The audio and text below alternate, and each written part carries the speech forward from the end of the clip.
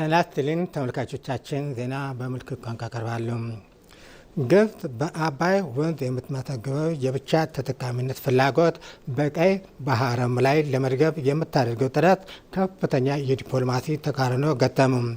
የቀድሞ የአሜሪካ ዲፕሎማት ቲቦር ናጅ እና የቀጠናው ተመራማሪዎች እንዳመለከቱት የቀይ ባህርን ድንበር የሚጋሩ አገራት ብቻ ይወስኑ ከተባለ የአባይን ጉዳይ በሚመነጭባቸው አገራት ብቻ ሊወሰን ይገባል ብለዋል። የቀይ ባህርና የአባይ ወንዝ የጂኦፖለቲካ ትስስር የማይነጣጠሉ ናቸው። በቅርቡ ግብፅና ኤርትራ የቀይ ባህር ጸጥታና አስተዳደር የሚመለከተው የቀይ ባህርን ድንበር የሚጋሩ ሀገራት ብቻ ናቸው ሲሉ በውጭ ጉዳይ ሚኒስትሮቻቸው በኩል ያንጸባረቁት አቋም በዓለም አቀፍ የዲፕሎማሲ ባለሙያዎች ዘንድ ትልቅ የአመክንዮና የፖሊሲ ተቃርኖን አስነስቷል። ጉምቱ ዲፕሎማት በአሜሪካ የውጭ ጉዳይ ሚኒስትር የአፍሪካ ጉዳዮች ረዳት ሚኒስትር የነበሩት በኢትዮጵያና ጊኒ የአሜሪካ አምባሳደር ሆነው ያገለገሉት ቲቦር ናጅ ከሰሞኑ የግብፅና ኤርትራን እኛ ብቻ እናውቃለን የተጫነውን ዲስኩር አፈር የሚያስበላ በአመክንዮ የተደገፈ ትችት ሰንዝረዋል። የቀይ ባህር ባለቤትነት የባህሩን ድንበር የሚጋሩ ብቻ ነው ከተባለ በአመክንዮ ደረጃ የአባይ ወንዝ አጠቃቀም የሚወሰነው ውሃው በሚመነጭበትና ውሃውን በሚገብሩ ሀገራት ብቻ ሊሆን ይገባል ሲሉ ሀሳባቸውን አስፍረዋል። ይህ ተራ የአመክንዮ ጉዳይ ብቻ አይደለም። ለዘመናት ግብፅ ስታራምደው የቆየችው የኢፍትሐዊነትና የብቻ ተጠቃሚነት አካሄድን የሚያጋልጥ ሀሳብ ጭምር ነው። በውጭ ጉዳይ ኢንስቲትዩት የዲፕሎማሲ ጉዳዮች ተመራማሪው ሽመልስ ኃይሉም ይህ የቲቦር ናጅ አመክንዮ የግብፅን አድሎ የተሞላበት የግብዝነት አካሄድን ፍንትዋ አድርጎ ያሳየ ነው ይላሉ። ቀድሞ ኢትዮጵያ ነበረ የአሜሪካ አምባሳደር ሲጽፍ የነበረው ቀይ ባህር አካባቢ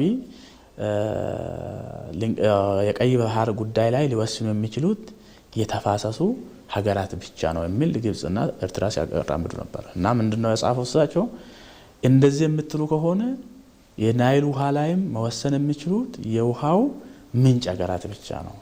ይህ ማለት ግድቡ ባሳየው ሪያሊቲ ውሃው ዋናው ኢትዮጵያዊ መሆኑን፣ ስለዚህ ከኛ በሚመነጨው ውሃ ላይ ስንደራደር እንደ ባለቤት የመደራደር አቅም፣ ሶስተኛ ይሄንን ከቀይ ባህር ጋር እንድናያይዝ አጋጣሚ ሰጥተናል። በአባይ ላይ የታየውና ታላቁ የህዳሴ ግድብን እውን ያደረገው የኢትዮጵያ ጽናትና የዲፕሎማሲ የበላይነት አሁን ደግሞ በቀይ ባህር የፍትሐዊ ጥቅም ጥያቄ ላይ እየተደገመ ይገኛል። የእናንተ የኔም ነው የኔ ግን የራሴ ብቻ ነው የሚል አካሄድን የምትከተለው ግብፅና አጋሮቿ በቀይ ባህር ላይ የሚያንጸባርቁት ማግለልን ማዕከል ያደረገ ስትራቴጂ የአመክንዮ ክፍተት ያለበት ነው።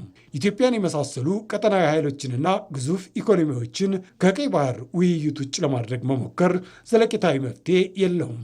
ምንድን ነው ለብዙ ዓመታት ግብፃውያን ሲያስተምሩ ነበረው በተሳሳተ መንገድ የአባይ ውሃ የናይል ውሃ ከግብፅ እንደሚመነጭ ከሆነ ቦታ እንደሚመነጭ ምንጩ ዋናው ውሃው ኢትዮጵያ እንዳልሆነ በሳይንስ በሚመስል በፕሮፌሰሮች ጭምር ጽፎ ያስቀመጡበት ቶታል የቀየረበት ነው።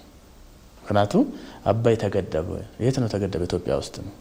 ናይል ምን ማድረግ ነው እዛ ሄደው? አይ የናይል ላይ የነበረውን እውቀት በአዲስ መልክ ፍሬም ያደረገው የአባይ ውሃ ምንጩ ዋናው ሶርሱ ኢትዮጵያ መሆኑን ያሳየ ቋሚ ሐውልት ነው ማለት ነው። የቀይ ባህርን ድንበር የማይጋሩ ሀያላን ሀገራት የጦር መንደር በቀይ ባህር አዋሳኝ ሀገራት ላይ በመገንባታቸው ኑ ይመለከታችኋል ወስኑልን እንጂ እያሉ የሚጠሩ ሀገራት የኢትዮጵያን የባህር በር ባለቤትነት ግስጋሴን የልማቷና የህልውናዋ መሰረት በመሆኑ ብቻ ለማደናቀፍ የትኛውንም ድንጋይ ይፈነቅላሉ። ግን ደግሞ ይህ ሲሆን እጁን አጣጥፎ የሚቀመጥ የለም።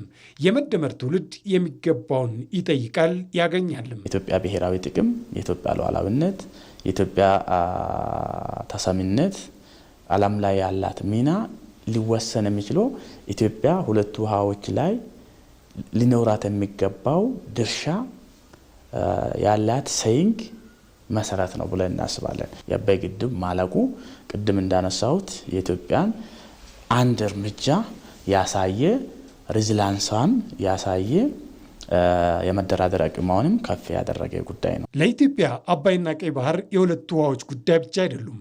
የህልውና የብሔራዊ ጥቅምና የዘላቂ እድገት የማይነጣጠሉ መሰረቶች ናቸው። ኢትዮጵያ የአባይ ወንዝ ዋነኛ ምንጭና ገባሪ በመሆኗ ውሃውን የማልማት መብቷን ልትከለከል እንደማትችል ሁሉ በግዙፉ የህዝብ ቁጥሯና በምስራቅ አፍሪካ ባላት የኢኮኖሚ አቅም ምክንያት ከቀይ ባህር ተፈጥሯዊና ታሪካዊ ትስስሯ ልትገለል አትችልም።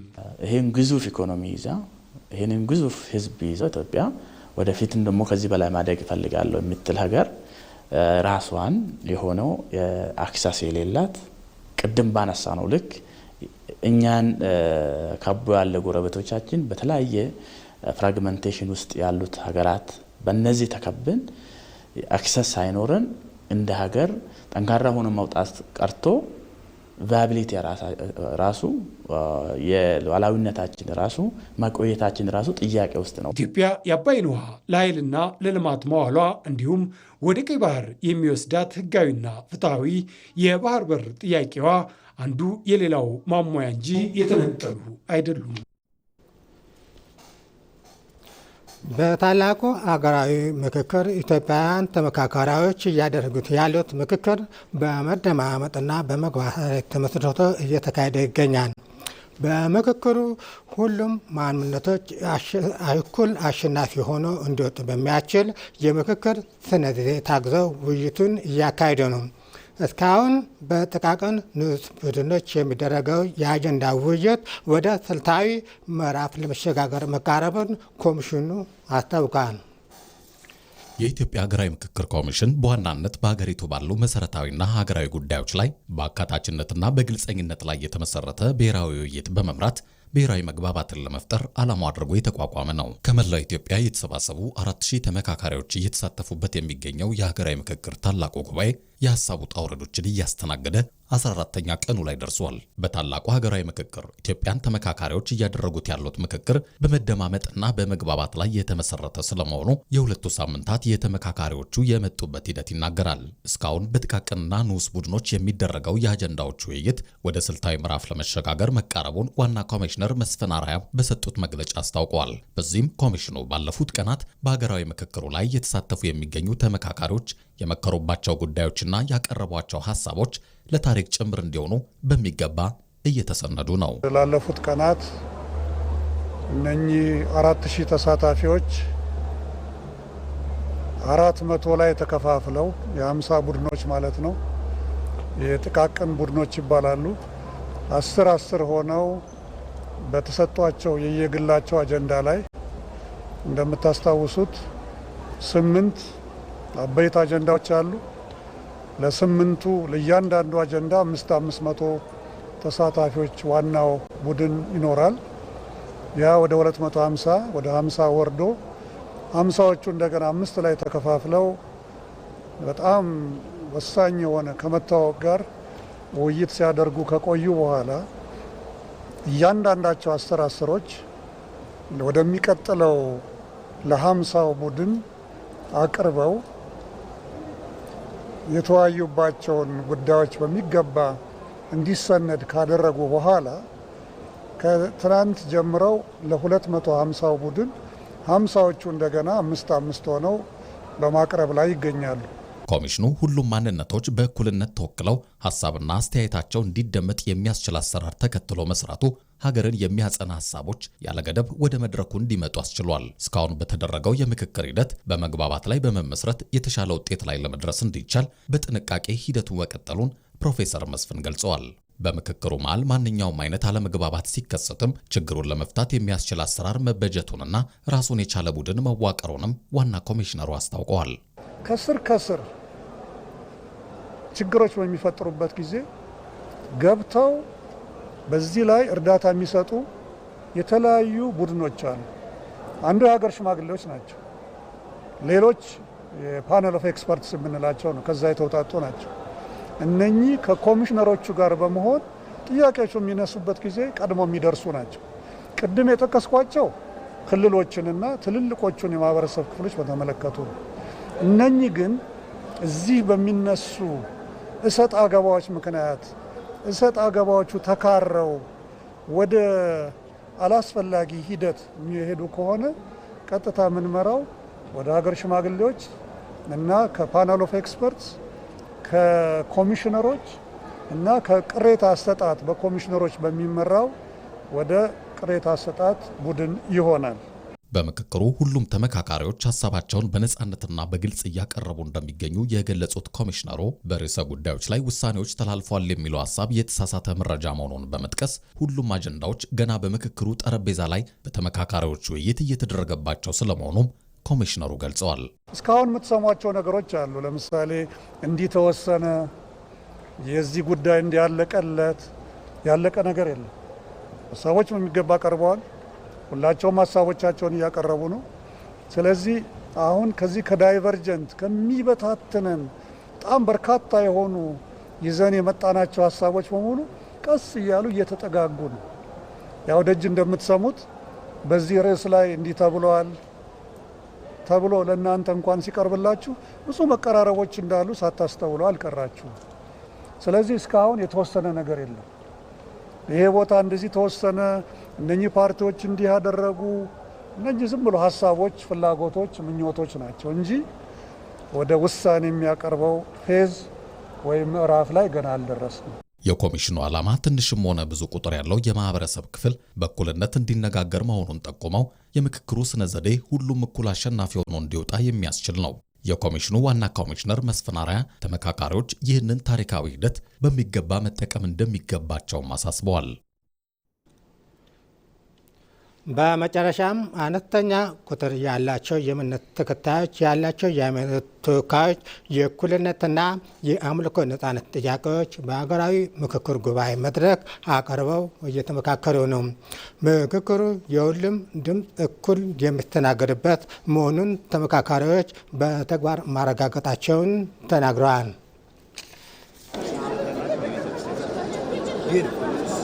14ተኛ ቀኑን በያዘው የሀገራዊ ምክክር ጉባኤ ላይ የተለያዩ አካላትን የወከሉ እኔም አጀንዳ አለኝ ያሉ በርካታ ተመካካሪዎች እየተሳተፉ ነው።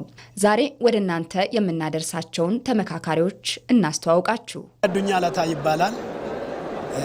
ሀገሬን በምዕራብ ሸዋ ድሬ እንጭኒ ወረዳ ዋልዶይኔ ቀበሌ ነው የመጣው። በዋቅፈታ እንትን ነው የመጣው።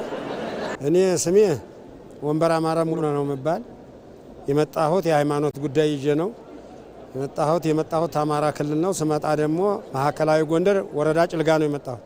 በድግና ነው ምናምን። ሜ በላይነት አዘብኩ ባላለው የመጣሁት ከኢትዮጵያ ቤተ እስራኤል ልማት ድርጅት ነው። እንዲሁም ከኢትዮጵያ ቤተ እስራኤል ሲናጎግስ ከሚባሉት ሙክራብ ከሚባሉት ነው። በተለምዶ ባለጅ እንባላለን፣ ግን እኛ ራሳችን ያው ቤተ እስራኤል ብለን ነው የምንጠራው። ሊቃኑም አርሶና አርብቶ አደሩም እየተሳተፉበት ባለው የምክክር ጉባኤ አነስተኛ ተከታይ ስላለን ሃይማኖታችን በአግባቡ እውቅና አላገኘም የሚሉ ተመካካሪዎችም አለን ያሉትን አጀንዳ አስይዘው በዛም ላይ ሀሳባቸውን እየሰጡ ቆይተዋል። ሀገራዊ የምክክር ኮሚሽን ከለያቸውና ለተመካካሪዎች ካቀረባቸው 8 አጀንዳዎች ውስጥ አንዱ የሃይማኖት ጉዳይ ብዙ እያመካከረ ይገኛል። የሃይማኖት ተቋማት እኩልነት፣ የአምልኮ ነጻነትና ሁሉም ዜጎች በእምነታቸው ምክንያት ሳይለዩ መብታቸው የሚከበርበት መንገድ በዚሁ አጀንዳ ስር እየታየ ይገኛል። የዋቄፈና እምነት ተከታይነታችን በሌሎች የሃይማኖት ዘንድ የሚሰጠው ቦታ፣ የአምልኮ ነጻነታችን በኩል የመታየታችን ጉዳይ ሊመከርበትና መፍትሄ እንዲያገኝ ሀሳባችንን አቅርበናል የሚሉት እኚህ አባት የወከሉትን ማህበረሰብ አጀንዳ ማቅረብ በመቻላቸው ደስታቸው ወደር የለውም። እኔ የዋቄፈታ እምነትን ወክዬን የመጣሁት ከተለያዩ የኢትዮጵያ አካባቢዎች ከመጡ ብሔር ብሔረሰቦች ጋር ተዋውቀን የነገውን የሀገራችንን ዕጣ ፈንታ ለመወሰን ሀገራችን የምትበለጽግበት ዘላቂ ሰላም የምናረጋግጥበት የትናንትናውን ችግር እንዲፈታ ከዚህ ምክክር እንጠብቃለን። ሌላኛው አባትም የሚከተሉት ሃይማኖት አነስተኛ ቁጥር ተከታይ ያለው ቢሆንም በሌሎች ሃይማኖቶች ይደርስብናል ያሉትን ጫና አስመልክቶ ለመምከርና መፍትሄ ለማግኘት ነው የመጡት። የእምነት ነጻነታችን አጀንዳችን ነው ሲሉ የገልቦና ነውና ብዙ ሰዎች ተከታይ የሉትም። አነስተኛ ናቸው ተከታዮቻችን፣ አነስተኛ ቁጥር ነው ያለን። ቀድም ተቀበል አትቀበል በንጉሶች ዘመነ መንግስት ጊዜ ይሄን ሃይማኖት ተቀበላለህ ይሄን ተተዋለ በሚል ህዝቡ እየተሳቀቀ፣ እኛ ግን ገልቦና ነው ሳውን ያለ ነው። በትንሽ አጥር ሾልከን ነው ስታውን ቀምጠን ያለን። ሌላም አለ።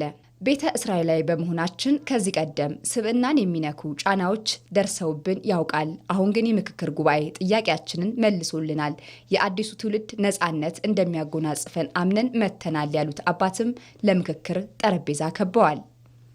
ሃይማኖቱ ከኦሪት እምነት ጋር ተያይዞ እንዲሁም ከሰላም ግንባታ ጋራና ከተሰማራንባቸው የሙያ ስራዎች ጋር የማይባሉ ሰበነክ ስድቦች ነበሩና እነዛ ነገሮች ወቅቱ ስለሆነ አሁን እነሱን ለማስነሳትና በዚህ ጉዳይ ላይ አዲሱን ትውልድ ተቀላቅለን አዲሱን ሀሳብ ይዘን ኢትዮጵያን በጋራ አብረን ለማራመድ የሚበጁ ያልናቸውን አጀንዳዎች አስይዘን ነበር። እነዚህ ተመካካሪዎች በአጀንዳቸው ሌላ ሰው የሚወስንበት ዘመን አይደለም። ስለ አጀንዳቸው ራሳቸው መክረው እነሱ ተግባብተው ትናንትን በልባቸው የቆየው የተቀባይነት ማጣት ጉዳይ መፍትሄ እንዲያገኝ ተስፋ ያደርጋሉ። በዚህ የምክክር ጉባኤ ብዙ ሰምተዋልና አጀንዳቸው መፍትሄ እንደሚያገኝ ተስፋ ያደርጋሉ። ለሀገራችን መመካከራችን ይበጃል፣ በዛም እርግጠኞች ነን ይላሉ። ሃይማኖት የጋራ ነው፣ የሁሉም። እኔም የሚያመኑት የራሴ ብቻ ነው የራሴ ብቻ ነው። የወንድሜስ የኢቴስ በእመኑ በአንድነት ከሆነ ኢትዮጵያ አንድ ከሆነ በአንድነት በሰላም በአለም በጤናም በእድግል እኔም የሚፈልጉት እሱ ነው። እስካሁን 10 እና 50 አባላት ያሉት የቡድን ውይይት ትልቅ ተስፋ የሰጣቸው አባትም 250 አባላት ያሉት የቡድን ውይይት የበለጠ በምክክሩ እንዲያምኑ ምክንያት ሆኗቸዋል። ሃይማኖት እኩልነት፣ ሰብአዊ መብት እኩልነት ሲል ምክክሮችን አፍልቀናል። እንደዚህ ሆነን ነው የተበደልነው ያለነው ብለን 10 በ10 ስንወያይ እንደገና ለ50 በ50ው ተጠቃሏል። አሁን በ250 ነው እንትነው ውጤቱ በተባለው ልክ ተሄደ አመርቂ ነው ብዬ አስባለሁ። መመካከራችን ብቸኛ መፍትሄ እንደሆነ እንዳምን አድርጎኛል ባይ ናቸው። እኚህ አባትም የምክክር ጉባኤው የራሳቸውን ቁስል ብቻ ማሰብ እንዲያቆሙ ትምህርት እንደሆናቸው ያነሳሉ። መመካከራችን መፍትሄ ለማግኘት አንድ እርምጃ ወደፊት የሚያራምድ ነው ሲሉም ያስባሉ።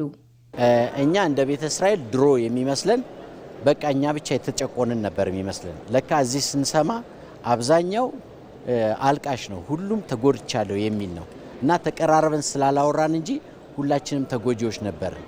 እንግዲህ ኢትዮጵያ እያካሄደች ባለው ጉባኤ የማይነሳ አጀንዳ የለም። ጉዳይ አለኝ ያለ ባለ ጉዳይ ሁሉ ድምፁን የሚያሰማበት ጉባኤ ነው።